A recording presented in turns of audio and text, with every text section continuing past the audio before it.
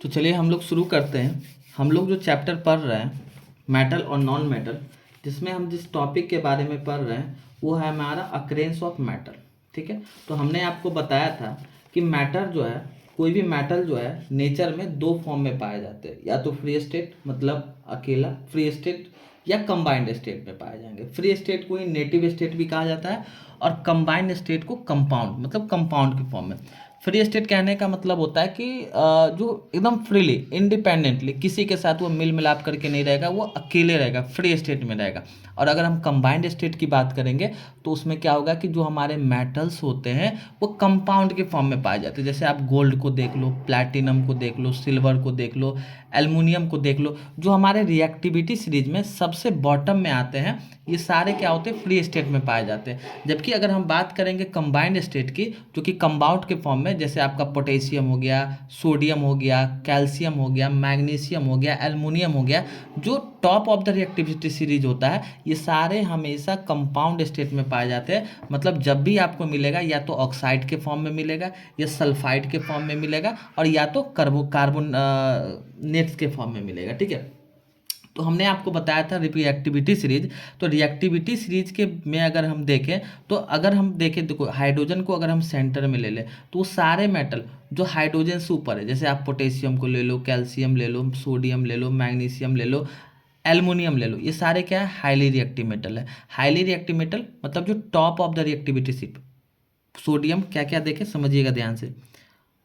Potassium, calcium, sodium, magnesium और aluminium, ये सब क्या है, हाईली रिएक्टिव मेटल है। ठीक है, मतलब कटरीना ने कार मांगी ऑल्टो। ठीक है, ये सब क्या है, हाईली रिएक्टिव मेटल है। तो ये कभी भी फ्री स्टेट में नहीं पाए जाएंगे, हमेशा जब भी आपको मिलेगा कंबाइंड स्टेट में, कंबाइंड स्टेट में मिलेगा।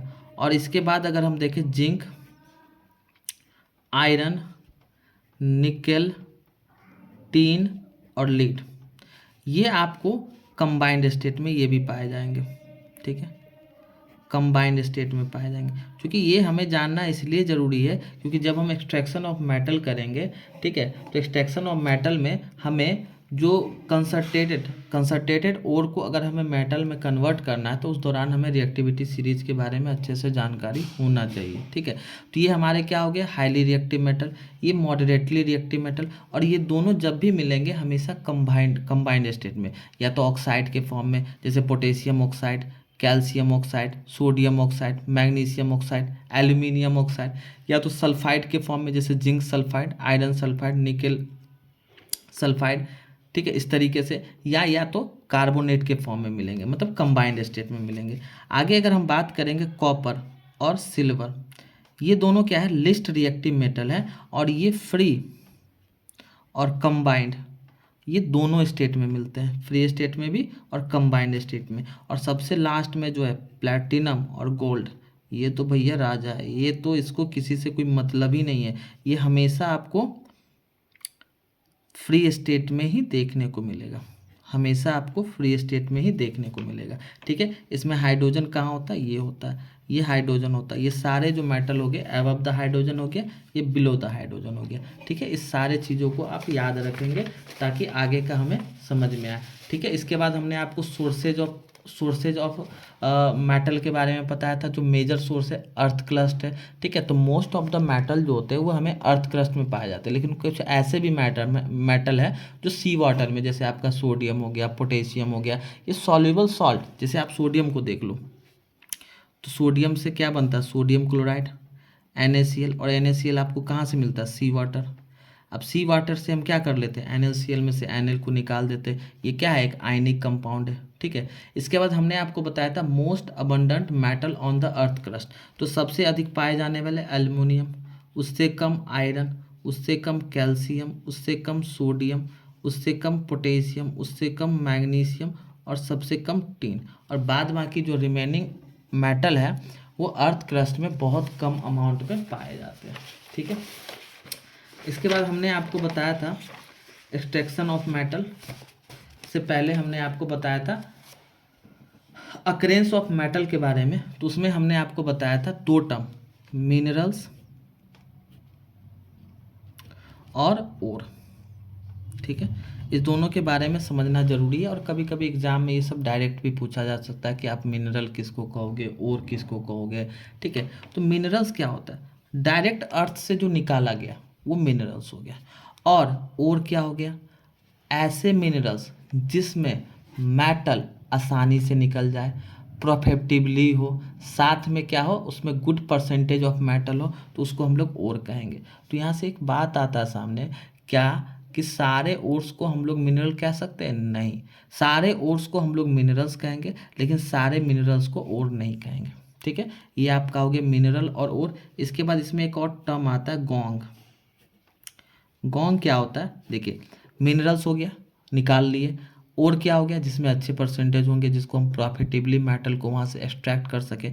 अब अगर हम मेटल को एक्सट्रैक्ट करते हैं तो उसमें कुछ इम्प्योरिटीज भी होता है। ठीक है, जैसे आप मेटल ले लो, आयरन ले लो, कोई भी मेटल ले लो, अगर हम उसे अर्थ क्रस्ट से निकालते हैं तो उसमें कुछ इम्प्योरिटीज होता है, जैसे उसमें सैंड पार्टिकल्स हो गया, रॉकी मटेरियल्स हो गया। तो वो जो अनवांटेड इम्प्योरिटीज होते हैं, जैसे सैंड, रॉक की मटेरियल, अर्थिक पार्टिकल्स, लाइमस्टोन, ये सारे जो प्रेजेंट रहते हैं ओर में, उसी को हम लोग क्या कहते हैं, गोंग कहते हैं। क्या होता है, unwanted particles, unwanted particles present in a ore, इसी को हम लोग क्या कहेंगे, गोंग कहेंगे। ठीक है, तो अब हम लोग देखते हैं एक और टर्म हमने आपको बताया था, मेटलर्जी।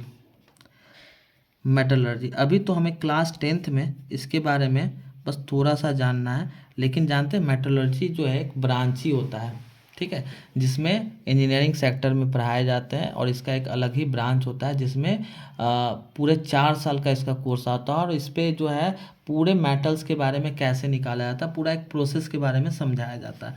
तो मेटलर्जी क्या होता है कि वो अलग अलग प्रोसेस, जो एक्सट्रैक्शन ऑफ मेटल, जैसे हमने ओर से मेटल को एक्सट्रैक्ट करने में वो अलग अलग प्रोसेस जिसका हम लोग यूज करते हैं, उसी को हम लोग क्या कहते हैं, मेटलर्जी करते हैं। तो मेटलर्जी इज अ साइंस, या metallurgy is a process involve in the extraction of metals from their ores and refining. इसमें क्या होगा, ओर से मेटल को एक्सट्रैक्ट करना, फिर उसको रिफाइन करना, ताकि हमें क्या मिल जाए, प्योर मेटल मिल जाए। तो इसी को हम लोग क्या कहते हैं, मेटलर्जी।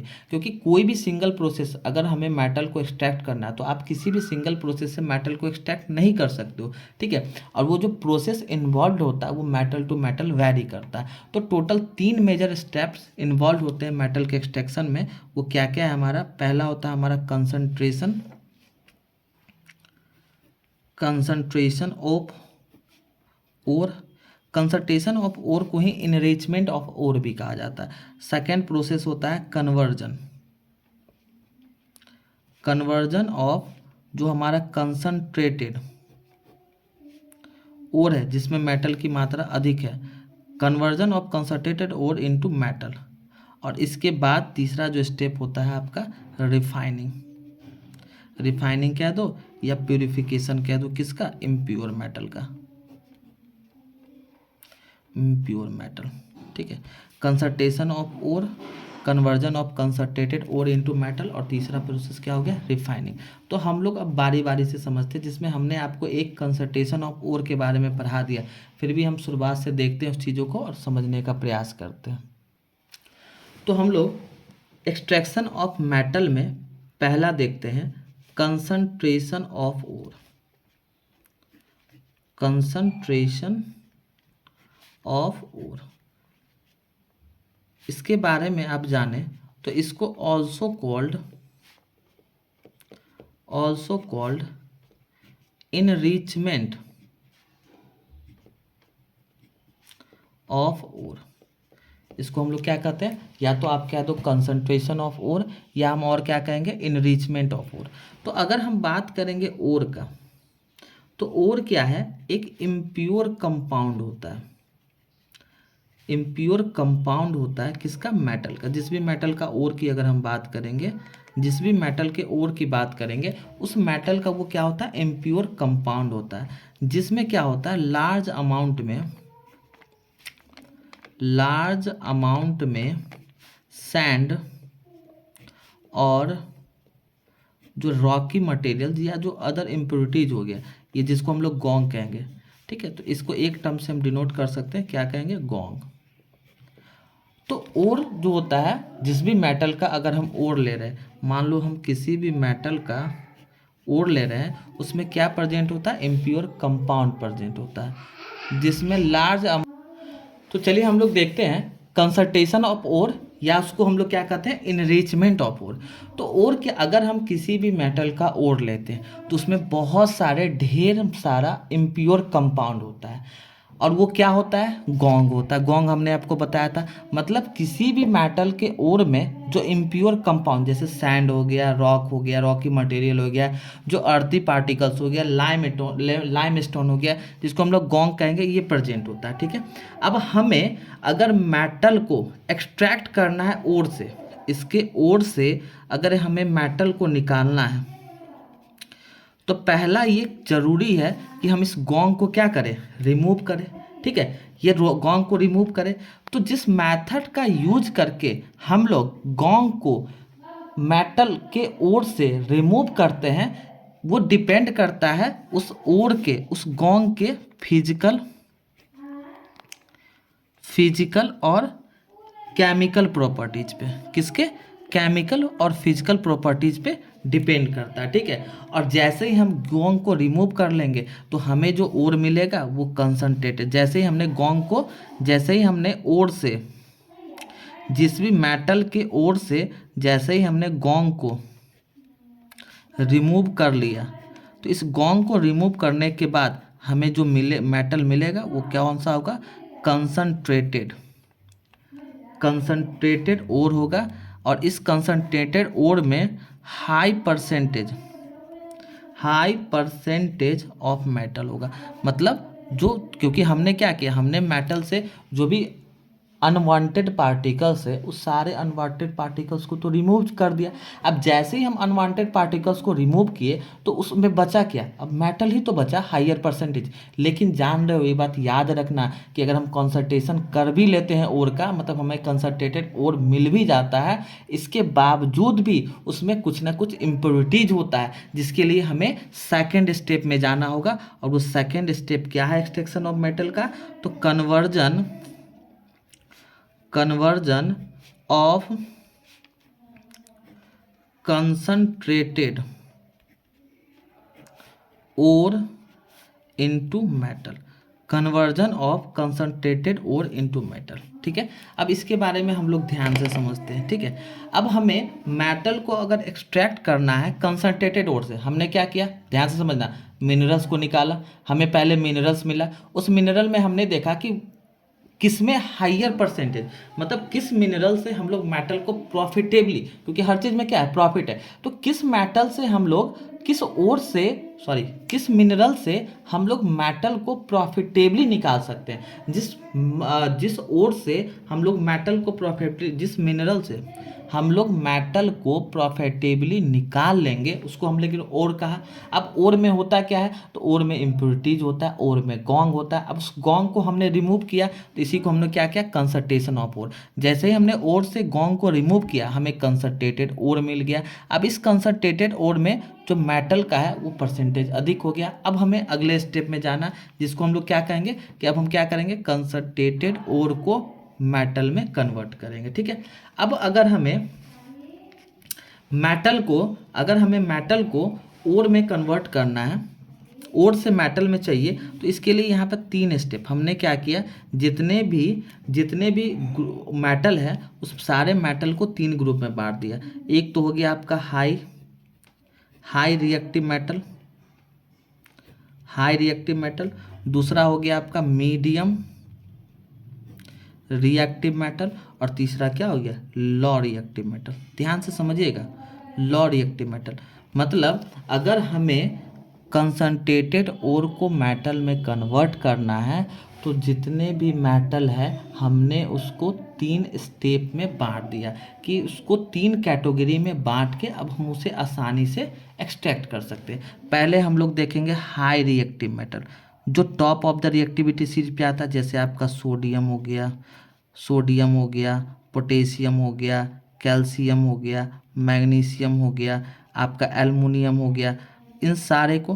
फिर मीडियम रिएक्टिव की अगर हम बात करेंगे तो जिसमें जिंक आ जाएगा, आयरन आ जाएगा, लीड आ जाएगा, कॉपर आ जाएगा, ठीक है। और इसके बाद क्या आ जाएगा, मरकरी आ जाएगा, ठीक है। और तीसरा जो सबसे लो रिएक्टिविटी, जो सबसे लिस्ट है, वो क्या आ जाएगा, सिल्वर, गोल्ड और प्लैटिनम। तो इस तरीके से जितने भी मेटल्स हैं, हमने सारे मेटल्स को 3 कैटेगरी में बांट दिया, highly reactive metal, medium reactive metal और low reactive metal. Highly reactive metal में कैटरीना ने कार मांगी ऑल्टो, हाईली रिएक्टिव मेटल। फिर जेन फरारी फिर भी क्यों मिली हाई, ये क्या हो जाएगा हमारा मीडियम। और एजी, एयू और पीटी ये हमारा क्या हो गया, गोल्ड, सिल्वर और प्लेटिनम, ये हमारे लो रिएक्टिव मेटल हो गया, ठीक है। अब अगर हम देखें तो हमने मेटल को 3 कैटेगरी में बांट लिया है। अब देखो अलग अलग मेथड का यूज होता है मेटल को एक्सट्रैक्ट करने के लिए, ठीक है। मेटल को एक्सट्रैक्ट करने के लिए अलग अलग मेथड का यूज होता है, और वो सारे अलग अलग मेथड इसी 3 कैटेगरी पे डिपेंड करते हैं, ठीक है। इसी 3 कैटेगरी पे डिपेंड करते हैं। जैसे आप अगर देख लो ये हाईली रिएक्टिव मेटल, तो इसका मेथड ऑफ एक्सट्रैक्शन की अगर हम बात करेंगे तो हम क्या कहेंगे, सिंपली इलेक्ट्रोलिसिस कहेंगे। अब होता क्या है उसको हम लोग आगे पढ़ेंगे। इलेक्ट्रोलिसिस, इसको हम इलेक्ट्रोलिसिस के प्रोसेस के द्वारा यहाँ से हम लोग मेटल को एक्सट्रैक्ट कर लेंगे, ठीक है। अगर हम बात करेंगे जिंक, आयरन, लीड और कॉपर, इस तीनों की अगर हम बात करेंगे तो ये सब मीडियम रिएक्टिव में है। इसके लिए हम लोग क्या करेंगे, इसका रिडक्शन कर देंगे, reduction of oxide with carbon, ठीक है। इसके ऑक्साइड के एक ऑक्साइड को कार्बन के साथ रिडक्स करके यहाँ से हम लोग मेटल को एक्सट्रैक्ट कर लेंगे। इसके बाद अगर हम कॉपर और मरकरी की बात करेंगे तो इसका हम क्या करेंगे, इसके सल्फाइड को, अगर ये सल्फाइड के फॉर्म में तो इसके सल्फाइड को हम हीट कर देंगे, हीटिंग सल्फाइड इन एयर, ठीक है। और अगर हम बात करेंगे लो रिएक्टिव मेटल, सबसे लिस्ट रिएक्टिव या लो रिएक्टिव मेटल, तो ये तो found in native state, found in native state मतलब फ्री एज अ मेटल। ये तो डायरेक्ट ही अपने को मिल जाता है, थोड़ा बहुत रिफाइनिंग की जरूरत पड़ती है जिससे हमें सिल्वर, गोल्ड और प्लैटिनम मिल जाता है, ठीक है। तो अब हम देखते हैं बारी बारी से, एक एक को समझते हैं कि हाईली रिएक्टिव मेटल क्या होता है, लो रिएक्टिव मेटल क्या होता है। एक बार हम आपको रिएक्टिविटी सीरीज को अगर हम बताएं तो ध्यान से समझिएगा। जैसे अगर हमारा हो गया sodium, potassium, sodium, calcium, magnesium और एल्यूमिनियम, ये क्या हो गया, हाईली रिएक्टिव मेटल। तो इसको हम इलेक्ट्रोलिसिस के प्रोसेस के द्वारा इस सारे के मोल्टेन क्लोराइड को या मोल्टेन ऑक्साइड को हम लोग क्या करेंगे, इलेक्ट्रोलिसिस से पास करेंगे और यहाँ से मेटल एक्सट्रैक्ट हो जाएगा। फिर अगर हम बात करेंगे जिंक, आयरन, लीड और कॉपर, तो इसके लिए हम क्या करेंगे, इसका रिडक्शन कर देंगे इसके ऑक्साइड का कार्बन के साथ। फिर इसके बाद अगर हम बात करेंगे कॉपर और मरकरी, ठीक है, तो इसका हम क्या करेंगे, इसके सल्फाइड को हीट कर देंगे एयर में, सल्फाइड को एयर में हीट करेंगे और यहाँ से ये हमें सिल्वर, गोल्ड और प्लैटिनम, तो ये सारे जो है नेटिव स्टेट में पाए जाते हैं, ठीक है। तो यहाँ से एक बात समझेंगे आप कि जैसे अगर हम एग्जाम्पल के लिए ले लें मैग्नीज, Mn, मैग्नीज मेटल, ठीक है। मैग्नीज मेटल को एग्जाम्पल के तौर पर लेके समझते हैं कि हम इसे कैसे एक्सट्रैक्ट करेंगे। देखिए तो अगर हम बात करेंगे मैग्नीज मेटल का, तो ये मैग्नीज मेटल जो होता है जिंक से ऊपर, इसमें नहीं मेंशन किया गया, जिंक से ऊपर manganese metal lies just ever the zinc, just above the zinc in the reactivity series, ठीक है। अब अगर हमें मैग्नीज मेटल ऑब्टेन करना है, अगर हमें मैग्नीज मेटल चाहिए, अगर हमें मैग्नीज मेटल चाहिए तो हम लोग क्या कर देंगे, मैग्नीज के ऑक्साइड को, ठीक है, इसके ऑक्साइड को रिडक्शन कर देंगे, मतलब reduction of oxide with aluminium, aluminium, ठीक है। और यहाँ से हमें क्या मिल जाएगा, मैग्नीज मेटल मिल जाएगा, ठीक है। दो ऑक्साइड होते हैं, दो, एक तो एल्युमिनियम का यूज होता है और दूसरा आपका कार्बन होता है। बात को समझिएगा। तो यहाँ से एक क्वेश्चन बन जाता है कि मैंगनीज मेटल को रिडक्शन करने के लिए, मैंगनीज मेटल के ऑक्साइड को रिडक्शन करने के लिए हम लोग एल्युमिनियम का ही यूज क्यों करते हैं, कार्बन का क्यों नहीं करते? तो इसके पीछे का रीज़न क्या है कि कार्बन जो होता है, कार्बन जो होता है वो लेस रिएक्टिव होता है मैंगनीज से, ठीक है। कार्बन एक लेस रिएक्टिव होता है मैंगनीज से, इसलिए जो भी वो सारे एल्युमिनियम से ऊपर, ध्यान से समझिएगा, कार्बन का एक नॉन मेटल है, ठीक है, और ये मोर रिएक्टिव देन जिंक होता है, तो इसलिए इसको जिंक के ऊपर रखेंगे कार्बन। और कार्बन से नीचे जितने भी मेटल है, ठीक है, just above the lead, lead के ऊपर और कार्बन से नीचे जितने भी मेटल है, इसके एक्सट्रैक्ट करने के लिए हम लोग क्या करेंगे, कार्बन का यूज करेंगे, ठीक है। इसके बाद अगर आप बात करें कॉपर का, तो कॉपर को एक्सट्रैक्ट करने के लिए इसके ऑक्साइड को, कॉपर के ऑक्साइड को हम कार्बन और इसके सल्फाइड, कार्बन के साथ रिडक्शन करके हम लोग यहाँ से कॉपर को भी एक्सट्रैक्ट कर सकते हैं, ठीक है। तो अब हम लोग इस चीज़ को डिटेल में देखते हैं, लेकिन उससे पहले हम एक आपको छोटा सा टेबल समझाते हैं जिसको आप ध्यान से समझिएगा और उससे आपको पता चलेगा कि किस मेटल को हम लोग कैसे एक्सट्रैक्ट करते हैं। तो इसको ध्यान से देखें। इसमें अगर आप देख रहे हैं तो जैसे हमें मिनरल्स से हमने ओर को निकाल लिया, ओर को हमने क्या किया, कंसंट्रेशन किया, ठीक है, जो कि पहला स्टेप है। अब देखो, कंसंट्रेशन जैसे ही ओर को करेंगे तो वहाँ से जो हमें मिलेगा उस ओर को हम लोग 3 पार्ट में डिवाइड कर देंगे। एक तो highly reactive metal, moderately reactive metal, और तीसरा क्या हो गया, लेस रिएक्टिव मेटल। सबको अभी हम लोग बारी बारी से देखेंगे, लेकिन उससे पहले इस ग्राफ को समझना बहुत ज़रूरी है। इस फ्लो चार्ट को अगर आप समझ जाते हैं तो आगे जो हम आपको समझाएंगे वो बेहतर समझ में आएगा, ठीक है। हाईली रिएक्टिव, मॉडरेटली रिएक्टिव और लेस रिएक्टिव। अगर हमारे पास हाईली रिएक्टिव मेटल है तो हाईली रिएक्टिव में हमने किसका किसका नाम बताया था, सोडियम, पोटेशियम, कैल्शियम, मैग्नीशियम और एल्युमिनियम। इस सब का हम लोग क्या करेंगे, इलेक्ट्रोलिसिस कर देंगे, तो यहाँ से डायरेक्ट हमें प्योर मेटल मिल जाएगा, ठीक है। जो भी हाईली रिएक्टिव मेटल है उन सारे हाईली रिएक्टिव मेटल का अगर हम इलेक्ट्रोलिसिस कर देते हैं तो वहाँ से हमें प्योर मेटल मिल जाएगा। अगर हमारे पास मॉडरेटली रिएक्टिव मेटल है जिसमें क्या आ जाएगा, जिंक आ जाएगा, आयरन, लीड, कॉपर, मरकरी, इस सब में हम लोग देखेंगे कि 2 तरीका होता है। अगर वो सारे कार्बोनेट ओर के फॉर्म में है तो उसका हम कैल्सिनेशन कर देंगे, अगर वो सल्फाइड ओर में है तो उसका हम रोस्टिंग कर देंगे। अब ये कैल्सिनेशन क्या होता है, रोस्टिंग क्या होता है, इस चीज़ के बारे में हम लोग आगे देखेंगे। तो अगर हमारे पास मॉडरेटली रिएक्टिव मेटल है, चाहे वो कार्बोनेट के फॉर्म में हो चाहे सल्फाइड के फॉर्म में, अगर कार्बोनेट ओर के फॉर्म में है तो कैल्सिनेशन कर देंगे, वहाँ से हमें मेटल ऑक्साइड मिल जाएगा। अगर सल्फाइड ओर के फॉर्म में है तो हम रोस्टिंग कर देंगे मेटल ऑक्साइड, और जैसे ही मेटल ऑक्साइड मिला हम क्या करेंगे, इसको कार्बन और एल्युमिनियम इस दोनों के साथ इसका रिडक्शन कर देंगे और यहाँ से हमें इम्प्योर मेटल आएगा, फिर हम रिफाइनिंग करेंगे और ये प्योर मेटल में मिल जाएगा, ठीक है। तो यहाँ से 2 कार्बन और एल्युमिनियम इस दोनों का ही यूज होता है आपको किसके तौर पे, रिडक्शन के लिए। तो उसमें भी हमने आपको बताया, आपको याद रखना है इस चीज़ को कि जितने भी मेटल, ठीक है, जितने भी मेटल, कार्बन क्या है, कार्बन के बारे में, कार्बन एक नॉन मेटल है, ठीक है, और वो जिंक से रिएक्टिव है। तो अगर जो भी मेटल जिंक से ऊपर है रिएक्टिविटी सीरीज में, उसको जिंक से ऊपर, हमने आपको पीछे बताया था जस्ट अभी कि वो सारे मेटल जो जिंक से ऊपर है रिएक्टिविटी सीरीज में, उस सारे मेटल को हम लोग एल्युमिनियम की मदद से रिडक्शन करेंगे, ना कि कार्बन, क्योंकि कार्बन क्या है, लेस रिएक्टिव है, ठीक है। अब तीसरा हमारा होता है लेस रिएक्टिव मेटल। तो less reactive metal sulphide ore में पाए जाते हैं, सल्फाइड ओर के फॉर्म में इसको हम लोग रोस्टिंग करेंगे, फिर इम्प्योर मेटल मिलेगा, फिर इसके बाद हम रिफाइनिंग कर देंगे तो वहाँ से हमें प्योर मेटल मिल जाएगा। अब एक एक चीज़ को बारी बारी से देखते हैं और कुछ एग्जाम्पल्स लेके भी देखेंगे जिससे हम बेहतर तरीके से समझ पाएँ कि हर एक, चाहे वो हाईली रिएक्टिव मेटल है तो कैसे हम लोग इलेक्ट्रोलिसिस करेंगे तो प्योर मेटल मिलेगा, अगर हमारा मॉडरेटली रिएक्टिव मेटल है तो किस तरीके से हम वहाँ से प्योर मेटल तक में जाएंगे, या अगर हमारे पास लेस रिएक्टिव मेटल है तो वहाँ से हम कैसे जाएंगे। तो इस चीज़ को ध्यान से समझेंगे।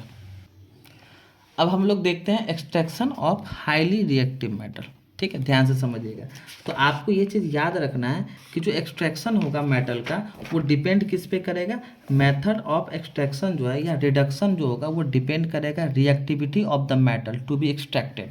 ठीक है, reactivity of the metal to be extracted. ठीक है, अब उस पर हम लोग क्या देखते हैं, हाईली रिएक्टिव मेटल। अगर हम बात करेंगे हाईली रिएक्टिव मेटल में, तो हाईली रिएक्टिव मेटल में कौन कौन सा आ जाएगा, आपका पोटेशियम आ गया, आपका सोडियम आ गया, कैल्शियम आ गया, मैग्नीशियम आ गया, और क्या आ जाएगा, एंड एल्यूमिनियम। ठीक है, जो रिएक्टिविटी सीरीज में सबसे ऊपर पार्ट में पाए जाते हैं। ठीक है, तो अगर हमें हाईली रिएक्टिव मेटल को एक्सट्रैक्ट करना है, ठीक है, तो उसके लिए हम क्या करेंगे, उसके ऑक्साइड, जो भी हाईली रिएक्टिव मेटल है उसके ऑक्साइड की फॉर्म में उसे कन्वर्ट करेंगे। देखिए, तो अगर हम देखें हाईली रिएक्टिव मेटल का, जिसमें क्या आ जाएगा, पोटेशियम, सोडियम, कैल्शियम, मैग्नीशियम और एल्युमिनियम। ये सारे के जो ऑक्साइड्स होते हैं, क्योंकि हमने आपको बताया था कि highly reactive metal free state में नहीं, कंबाइंड स्टेट में पाए जाते हैं। ठीक है, और ये सारे जो मेटल है रिएक्टिविटी सीरीज में सबसे टॉप पे रखे जाते हैं। तो ये सारे जो हाईली रिएक्टिव मेटल है, इनके ऑक्साइड जो होते हैं वो वेरी स्टेबल होते हैं। जैसे आप एग्जाम्पल के लिए देख लो, सोडियम क्लोराइड क्या हो गया, वेरी स्टेबल है। ठीक है, वेरी स्टेबल होते हैं। अब देखो, यहाँ से हमने आपको बताया था कि जो मोस्ट कॉमन मेथड है कि आप कार्बन, ठीक है, आप रिड्यूस कर दो कार्बन का, एज अ रिड्यूसिंग एजेंट लेके कार्बन से उसको क्या करो, रिड्यूस कर दो, तो उससे आपको फ्री मेटल मिल जाएगा। लेकिन आप इस केस में कार्बन का यूज नहीं कर सकते हो।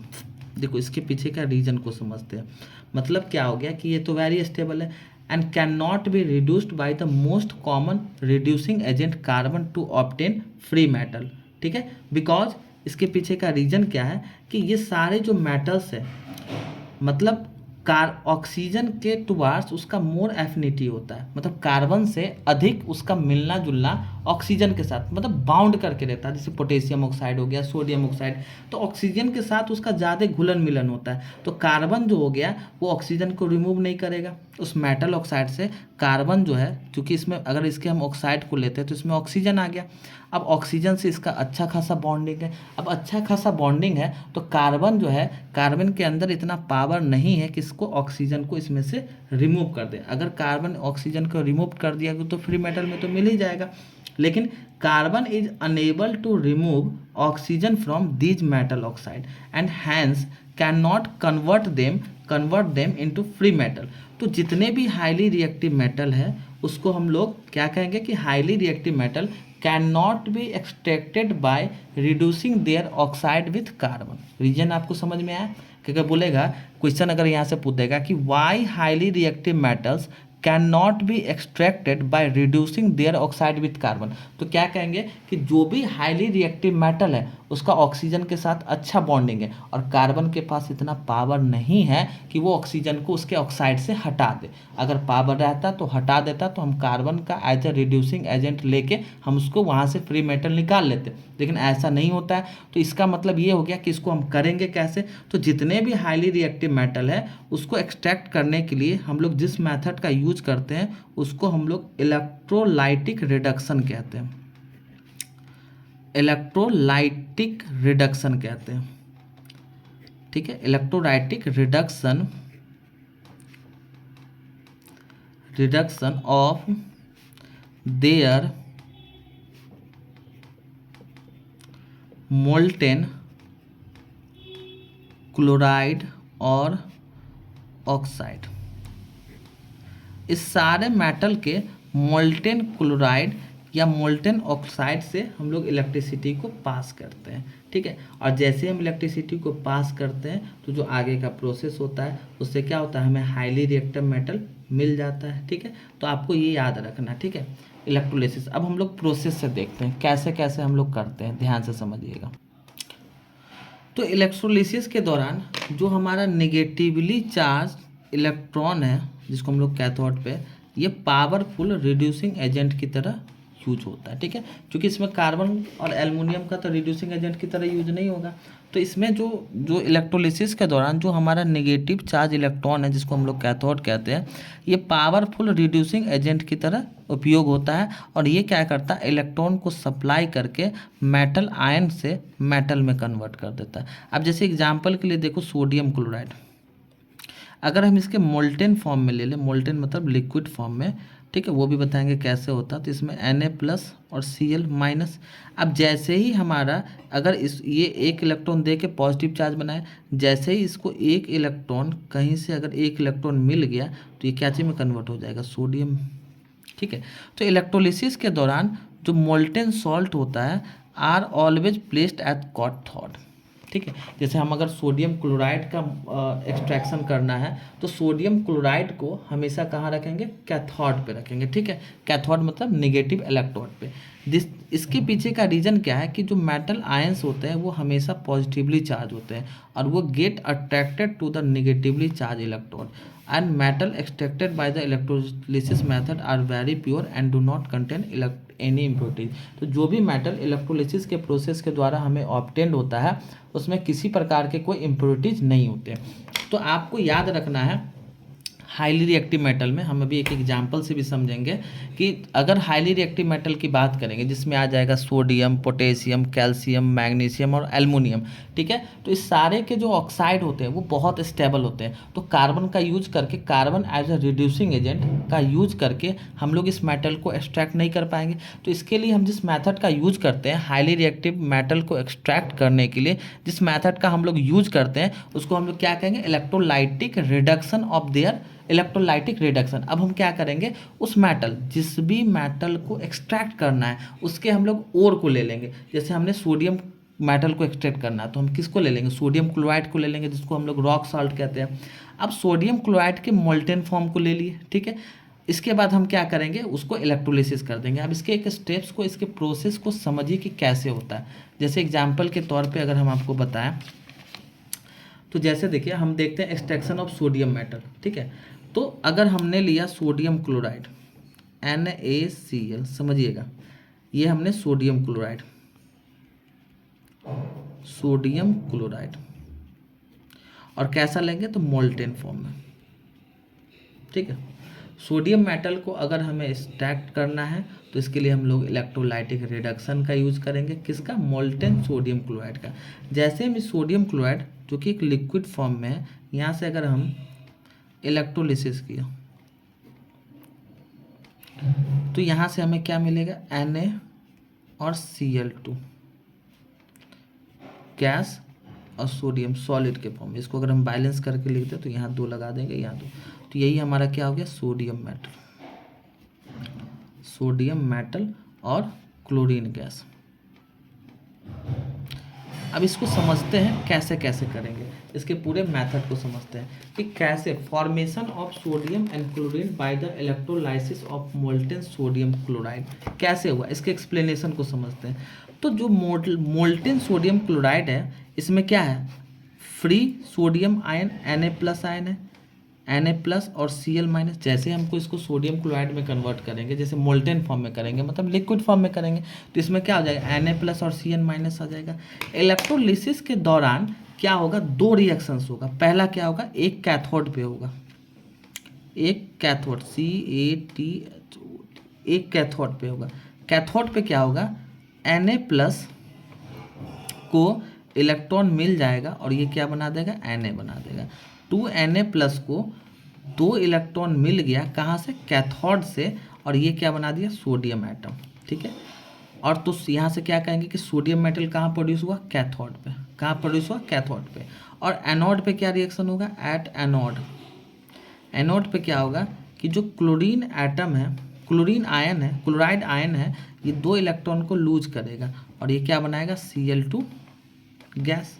तो देखिए यहाँ से क्या हुआ, 2 रिएक्शन हो गया। जैसे ही हमने sodium chloride, molten sodium chloride को देखे तो मोल्टेन सोडियम क्लोराइड में फ्री सोडियम आयन और फ्री क्लोराइड आयन होता है। इलेक्ट्रोलिसिस के दौरान भी किसका, मोल्टेन सोडियम क्लोराइड के इलेक्ट्रोलिसिस के दौरान 2 रिएक्शंस होते हैं। जैसे आपको बोल देगा एक्सट्रैक्शन ऑफ सोडियम क्लोराइड, तो आपको सारे रिएक्शंस लिखने होंगे। ठीक है, तो जो पॉजिटिव सोडियम Na+ है ये कैथोड की ओर जाता है, मतलब निगेटिव इलेक्ट्रोड की ओर, और ये क्या करता है, 2 इलेक्ट्रॉन ले लेता है, takes electron from the cathode और रिड्यूस्ड होकर सोडियम एटम में कन्वर्ट हो गया।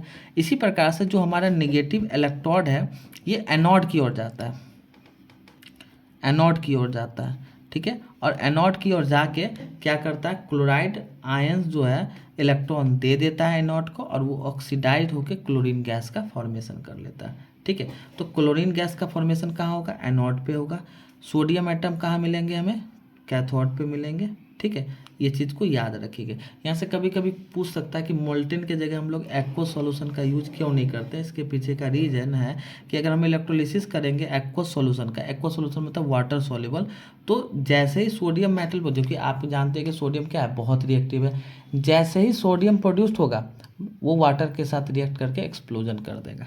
बात समझ में आए, तो इसलिए हम लोग नहीं लेते हैं। और इसी तरीके से पोटेशियम का भी होता है, इसी तरीके से एल्युमिनियम का भी होता है। आप अपने एनसीईआरटी के बुक में या जो भी बुक है आपके पास उसमें आप देखना, तो सारे का रिएक्शंस आपको बारी बारी से एक एक करके देखने को मिलेगा, ठीक है। आप एल्युमिनियम, अगर हमें एल्युमिनियम मेटल को एक्सट्रैक्ट करना है तो एल्युमिनियम मेटल को एक्सट्रैक्ट करने के लिए हम लोग क्या करेंगे, मोल्टेन एल्युमिनियम ऑक्साइड को लेंगे, और जैसे ही हम मोल्टेन एल्युमिनियम ऑक्साइड को लेके वहाँ से अगर इलेक्ट्रिसिटी पास करेंगे तो हमें एल्युमिनियम मेटल और ऑक्सीजन गैस मिलेगा, ठीक है।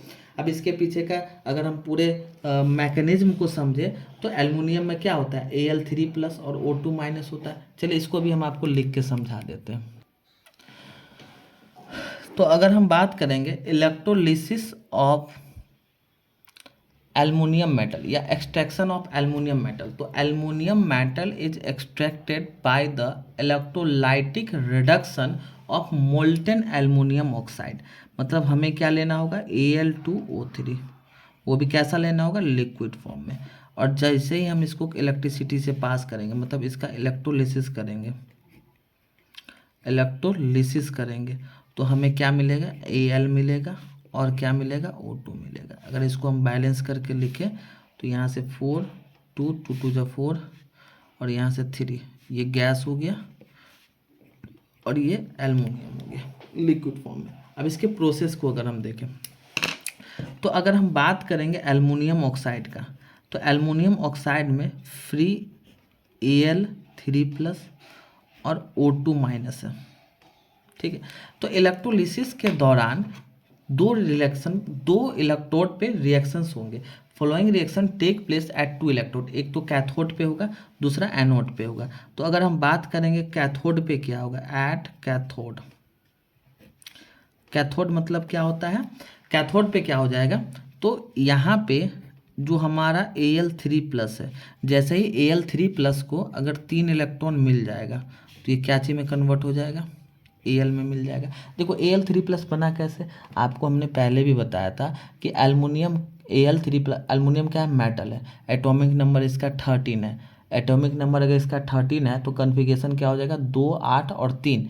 तो आउटर मोस्ट सेल में 3 इलेक्ट्रॉन है। अब 3 इलेक्ट्रॉन है तो 3 किसी को देगा, तो 3 देगा, तो इसलिए क्या बनाया, Al3+। अब वो जो दे दिया वो कोई ना कोई वो क्या किया, ऑक्सीजन ले लिया। अब ये क्या किया, अब ये इसको अगर हमें फिर से एल्युमिनियम में चाहिए तो अब ये 3 इलेक्ट्रॉन ले लेगा। जैसे इसको 3 इलेक्ट्रॉन लिया, ये एल्युमिनियम एटम बन गया या एल्युमिनियम मेटल, ठीक है। और ये कहाँ बना, कैथोड पे बना। अगर हम बात करेंगे एनोड की, तो एनोड पे क्या होगा, जो हमारा O2- है, चूँकि दो ऑक्सीजन, तो 2 इस 4 इलेक्ट्रॉन दे देगा।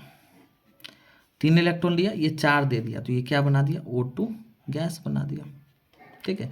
ये जो हमारा नेगेटिवली चार्ज ऑक्साइड आयन है ये एनोड की ओर गया, मतलब पॉजिटिव इलेक्ट्रोड की ओर गया, और ऑक्साइड आयन ने इलेक्ट्रॉन किसको दे दिया, एनोड को दे दिया, और एनोड को दे के ये ऑक्सीडाइज्ड होके एल्युमिनियम गैस का फॉर्मेशन कर लिया। तो ऑक्सीजन गैस कहाँ मिलेगा, कहाँ मिलेगा, एनोड पे। एल्युमिनियम मेटल कहाँ मिलेगा, कैथोड पे। हमेशा याद रखिएगा, अगर आपने Al2O3 का एक्सट्रैक्शन किया, इलेक्ट्रोलिसिस किया, तो आपको एल्युमिनियम मेटल कहाँ मिलेगा, एनोड पे, sorry sorry sorry sorry aluminium metal कहाँ मिलेगा, कैथोड पे मिलेगा, और जो हमारा ऑक्सीजन है ये कहाँ मिलेगा, एनोड पे मिलेगा। यहाँ से भी अच्छे खासे सवाल बनते हैं, ध्यान से आप इसको देखेंगे। अब हम लोग देखेंगे extraction of moderately reactive metal, ठीक है। ये बहुत इंपॉर्टेंट है, इसको ध्यान से समझेंगे। तो हम लोग मॉडरेटली रिएक्टिव मेटल के एक्सट्रैक्शन से पहले हम लोग लेस रिएक्टिव मेटल के एक्सट्रैक्शन को समझते हैं, ठीक है। उसके बाद हम लोग देखेंगे मॉडरेटली रिएक्टिव मेटल, ठीक है। तो हमने आपको बताया था कि जो हमारा लेस रिएक्टिव मेटल है, लेस रिएक्टिव मेटल कहने का मतलब जैसे मरकरी हो गया, कॉपर हो गया, गोल्ड हो गया, प्लैटिनम हो गया, जो रिएक्टिविटी सीरीज में सबसे नीचे पाए जाते हैं, ठीक है। तो यहाँ से अगर आपको बोलेगा extraction of less reactive metal, मतलब extraction of metal which are quite low in the reactivity series, ठीक है। अब हमें अगर लेस रिएक्टिव मेटल को एक्सट्रैक्ट करना है तो इसके लिए हमको क्या करना होगा, एक ही छोटा सा प्रोसेस है। आप इसके ऑक्साइड को, आपको क्या करना होगा, reduction of their oxides by heat alone. बस आप उसके ऑक्साइड को हीट कर दो और आपको वहाँ से क्या मिलेगा, मेटल मिल जाएंगे, ठीक है। जैसे एग्जांपल के लिए आप मरकरी ले लो और कॉपर ले लो, ये लेस रिएक्टिव मेटल है जो कि quite low in the reactivity series होता है। तो mercury and copper metal are extracted by the reduction of their oxide by heat alone. अब देखो कैसे कैसे हम लोग बारी बारी से देखते हैं। तो आपको मतलब आप उसके ओर को, ऑक्साइड को लेके आप हीट कर दो। तो यहाँ से समझिएगा, पहले हम लोग देखते हैं एग्जाम्पल के लिए मरकरी का extraction of mercury, extraction of mercury ME, ठीक है। तो मरकरी के बारे में जैसा कि हम जानते हैं कि ये लेस रिएक्टिव मेटल होता है और रिएक्टिविटी सीरीज में सबसे नीचे होता है, ठीक है।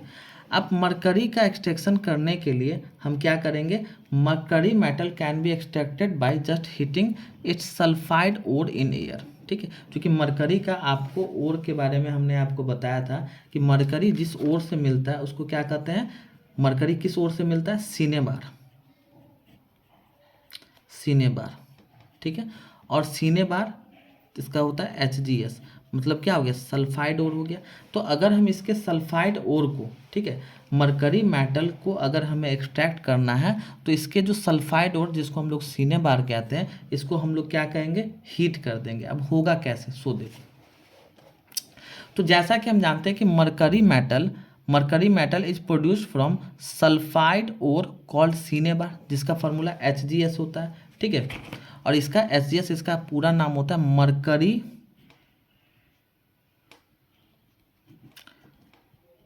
टू सल्फाइड, ठीक है। अब देखिए स्टेप्स, पहला स्टेप क्या करेंगे, पहले हम क्या करेंगे, HGS जो कि सॉलिड में है, मरकरी टू सल्फाइड, सीने बार और इसको हम ऑक्सीजन के कांटेक्ट में लाएंगे, रिएक्शन बैलेंस्ड के साथ हम लिखते हुए चलते हैं। और यहाँ पे हम क्या कर देंगे, रोस्टिंग कर देंगे, ठीक है। क्योंकि अगर सल्फाइड ओर है तो रोस्टिंग करना है, कार्बोनेट ओर है तो कैल्सिनेशन करना है। ये हम लोग दूसरे वाले में पढ़ेंगे तो अच्छे से पढ़ेंगे क्या होता है। तो इसको हम रोस्टिंग करेंगे। जैसे हम रोस्टिंग करेंगे तो यहाँ से हमको HGO क्या मिलेगा, HGO मतलब मरकरी टू ऑक्साइड, ठीक है। और हमें क्या मिलेगा, SO2 सल्फर डाइऑक्साइड गैस, ठीक है, SO2 मिलेगा। तो जैसे ही हम मरकरी टू सल्फाइड को रोस्ट करेंगे एयर में तो हमें मरकरी टू ऑक्साइड मिल जाएगा, ठीक है। अब दूसरा स्टेप क्या कहता है, हमने क्या बोला, एक्सट्रैक्शन ऑफ कि रिडक्शन ऑफ देयर ऑक्साइड। तो ये ऑक्साइड में नहीं था, ये क्या था, सल्फाइड में था, हमने इसको ऑक्साइड में कन्वर्ट किया। तो सल्फाइड से ऑक्साइड में कन्वर्ट करने के लिए जो प्रोसेस का यूज करते हैं उसको हम लोग रोस्टिंग कहते हैं। अब रोस्टिंग किए तो हमें क्या मिला, HGO मिला। अब हमें ये क्या करेंगे, HGO मतलब मरकरी टू ऑक्साइड को हम फिर से क्या करेंगे, जस्ट हीट कर देंगे। जैसे हीट करेंगे तो यहाँ से रिडक्शन हो जाएगा और हमें मरकरी मेटल जो कि लिक्विड फॉर्म में पाए जाएंगे और साथ में यहाँ पे ऑक्सीजन गैस। बात समझा। तो यहाँ जो mercury metal has been produced by the reduction of mercury two oxide by heat alone, और mercury two sulphide is also called mercuric sulphide भी इसको कहा जाता है, ये बात भी आया तो रखेंगे। एक और एग्जाम्पल से हम लोग समझते हैं ताकि बेहतर समझे, जैसे हम लोग कॉपर को अगर ले लें, ठीक है, तो हमने आपको बताया था कॉपर, पहली बात कॉपर के बारे में अगर हम देखें तो कॉपर क्या है, लेस रिएक्टिव मेटल है। Extraction of copper, extraction of copper, तो कॉपर क्या हमारा लेस रिएक्टिव मेटल है, तो रिएक्टिविटी सीरीज में सबसे नीचे पाया जाएगा, ठीक है। अब हम क्या करेंगे, इसके सल्फाइड ओर को हीट कर देंगे तो यहाँ से मिलेगा। तो कॉपर के अगर हम ओर की बात करेंगे तो कॉपर का दो ओर होता है, देखिएगा ध्यान से, एक होता है आपका क्यूपराइट और दूसरा होता है कॉपर ग्लेंस।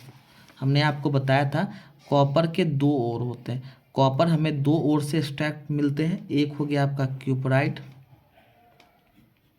और दूसरा क्या हो गया, कॉपर ग्लेंस। इसके अगर हम कंपाउंड के फार्मूला की नाम बात करेंगे तो Cu2 copper oxide, Cu2S copper sulphide, ठीक है। अब समझिए, तो इसमें से एक और अगर हम बात करेंगे, क्योंकि हमको सल्फाइड तो कॉपर ग्लेंस, बात को समझिएगा, तो one of the ore from which copper metal is produced is copper glance, और कॉपर ग्लेंस का फार्मूला Cu2S होता है, जो कि एक कॉपर 1 सल्फाइड होता है। क्या होता है, कॉपर 1 सल्फाइड। और अगर हमें इससे कॉपर ग्लेंस से कॉपर को एक्सट्रैक्ट करना है तो इसके लिए हमारे पास दो प्रोसेस होंगे। पहला क्या होगा कि हम Cu2S, जिसको कॉपर ग्लेंस और कहेंगे, इसको हम लोग क्या करेंगे, ऑक्सीजन के साथ रोस्ट करेंगे। क्या करेंगे, रोस्टिंग करेंगे। रोस्टिंग करेंगे तो हमें यहाँ से क्या मिल जाएगा, Cu2O कॉपर ऑक्साइड, और इस दौरान सल्फर डाइऑक्साइड गैस का एवोल्यूशन होता है, याद रखेंगे, ठीक है। और जैसे ही हम Cu2O को फिर से Cus2 के साथ हीट करेंगे, रिएक्ट करवाएंगे, मतलब हीट करेंगे, तो हमें यहाँ से 6Cu copper metal plus sulphur dioxide gas. ये बहुत इंपॉर्टेंट है, आपके एग्जाम में आ सकते हैं, एक्सट्रैक्शन ऑफ कॉपर रिएक्शन को याद रखेंगे, ठीक है। तो पहले हम क्या करेंगे, कंसनट्रेटेड कॉपर 1 सल्फाइड, जिसको हम लोग कॉपर ग्लेंस भी कहते हैं, उसको हम रोस्ट करेंगे एयर में, ठीक है, जिससे हमें कॉपर 1 सल्फाइड मिल जाएगा, ठीक है। फिर copper 1 sulphide, copper 1 oxide, sorry copper 1 oxide, यहाँ हमें क्या मिला, Cu2O, मतलब ये हो गया कॉपर ऑक्साइड, कॉपर ऑक्साइड। और फिर इस हम जब हमें good amount of copper 1 sulphide has been converted into copper 1 oxide, then supply of air for roasting is stopped. जैसे देखो ध्यान से समझना, बहुत इंपॉर्टेंट प्रोसेस है, समझना। पहले हमने क्या किया, कंसनट्रेटेड कॉपर 1 सल्फाइड, जिसको हम लोग कॉपर ग्लेंस है, इसको हमने रोस्ट किया एयर में, तो उससे क्या हो गया, a part of copper 1 sulphide is oxide to copper 1 oxide, इसका एक पार्ट कॉपर 1 में ऑक्साइड में हो गया। जब हमारे पास good amount of copper 1 sulphide जो कन्वर्ट हो गया कॉपर 1 ऑक्साइड में, तो हम ऑक्सीजन के सप्लाई को रोक देंगे। जैसे ही हम ऑक्सीजन के सप्लाई को रोकेंगे तो रोस्टिंग बंद हो जाएगा। अब in the absence of air, अब एयर के एब्सेंस में कॉपर 1 ऑक्साइड जो है ये रिएक्ट करेगा कॉपर 1 जो बचा हुआ कॉपर 2 सल्फाइड के साथ, और यहाँ से हमें कॉपर मेटल मिल जाएगा, ठीक है। ये पूरा प्रोसेस हुआ, ठीक है। अब हमारे पास एक और बचा जिसको हम लोग कहेंगे concentrated of moderately reactive metal. तो हमने हाईली पढ़ लिया, जिसमें हमने इलेक्ट्रोलाइटिक के बारे में पढ़ा, इलेक्ट्रोलिसिस के बारे में पढ़ा, जिससे हमें डायरेक्ट प्योर मेटल मिलता था। फिर हमने क्या देखा, लास्ट वाला देखा, concentrated of less reactive metal. Less reactive metal में हमने क्या किया, उसके सल्फाइड ओर को लिया और सल्फाइड ओर से क्या किया, रोस्टिंग किया, रोस्टिंग से हमें इम्प्योर मेटल मिला। फिर हम उसके बाद आगे क्या करेंगे, रिफाइनिंग। तो रिफाइनिंग तो अगला प्रोसेस है। तो पहले हमने क्या किया, लेस रिएक्टिव मेटल, जिसको रिडक्शन के लिए हमने उसके ऑक्साइड से, मतलब बस हीट के मदद से हम उसको, लेकिन कंडीशन क्या है कि हम उसके सल्फाइड को लेकर रोस्टिंग करेंगे, रोस्टिंग करके ऑक्साइड मिलेगा, ऑक्साइड को हम हीट करेंगे और हीट से हमें मेटल मिलेगा, ठीक है। उस मेटल में भी कुछ इम्प्योरिटीज आएंगे जिसके बारे में हम लोग आगे देखेंगे कि रिफाइनिंग ऑफ मेटल कैसे होता है। तो अब हम लोग दूसरा वाला देखते हैं, moderately of less reactive metal, sorry, moderately reactive metal, extraction of moderately reactive metal, ठीक है, जो कि बीच में आता है रिएक्टिविटी सीरीज के।